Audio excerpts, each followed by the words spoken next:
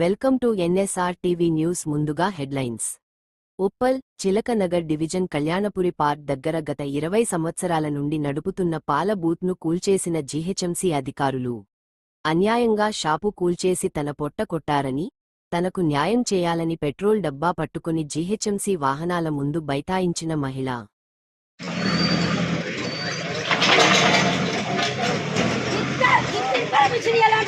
నా సామాన్ వచ్చింది 30-40 ఫ్రిడ్జ్ ఉంది.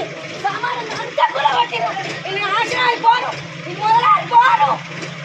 ఒక ఆడదాని సామాన్ ఉంటేనే పోదు. అమ్మ నా సామానాన్ని తీసుకోబోతు, నా సామానాన్ని తీసుకోబోతు. ఇది నాశనం అయిపోను, ఇది మొదలైపోను. ఏం బాగుంది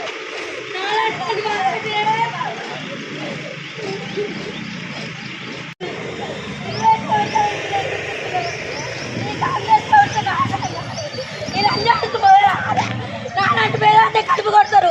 వీళ్ళు నాశనం అయిపోయారు. ఒరే రేవంత్ రెడ్డి, ఒరే లంజాడుక, నీకు అమ్మ అక్క చెల్లుంటే నాలంజోళ్ళకు అన్యాయం జరగొద్దురా. మొత్తం నీ ప్రభుత్వం వల్ల రెడీ చేస్తుంది మొత్తం.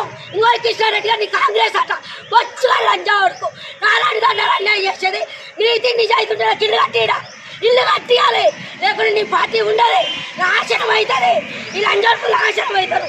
నాశనం మన్ను పోస్తా, గాజులు వల్ల కొడతా, గాజులు వల్ల కొడతా, మొదలాడిపోతారు. నేను పిట్రోల్ పోసుకొని వస్తాను. ఇప్పుడు పిట్రోల్ పోసుకొని కాలు పెట్టుకుంటా. అస్సలు ఊకోను. నా న్యాయం జరగాలి, ఆ న్యాయం జరగాలి. నేను ఊకోను, అస్సలు ఊకోను. నాకు ఇట్లా చెప్పకుండా నా సమాధానం. ఒక ఆడపిల్ల పాలు అమ్ముకొని బతికేదాన్ని కడుపు కొడతాను. నేను మొదలాడిపోను.